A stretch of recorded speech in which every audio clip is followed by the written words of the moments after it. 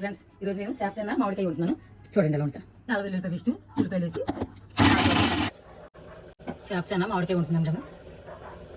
2 గట్లు ఆయిల్ పోసుకొని ఆయిల్ వేడికి ఆమకు పెట్టుకోవాలి.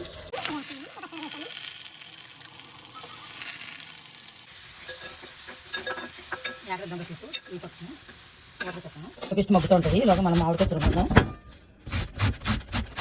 ఇలా వేసుకుంటే బాగా పులుపు పడుతుంది. ముక్కలు అయితే పులుపు ఆగదు. పులుపు ఎక్కువ వేసుకుంటేనే బాగుంటుంది. పులుపులో ఇలా బాగా వేయించుకోవాలి. బాగా వేసుకోవాలి. గోల్డ్ కలర్ గుర్తు పెట్టిన ఈ మామిడికాయ వేసుకోవాలి. మామిడికాయ వేసి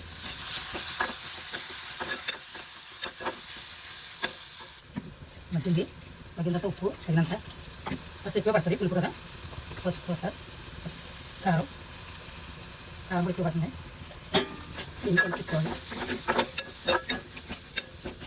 2 మూడు పైకి వచ్చే వరకు అలా ఉట్టుకుంటా వేస్తూ ఉంటుంది.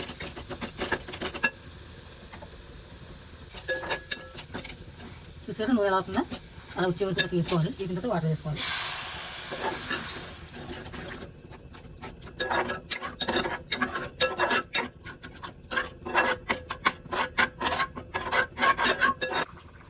అలా మరుగు పెట్టింది కదా, అలా మరుగు పెట్టినప్పుడు వేసుకోవాలి.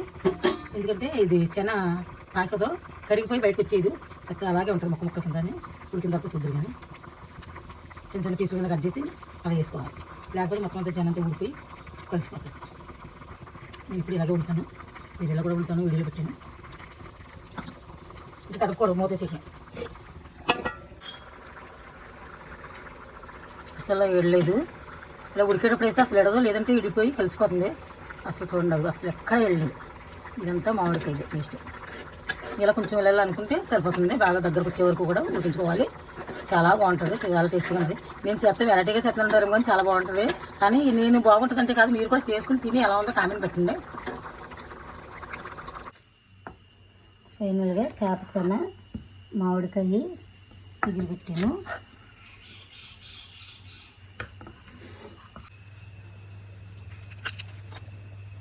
చెన మామిడికాయ కూర తినడానికి రెడీ అయింది.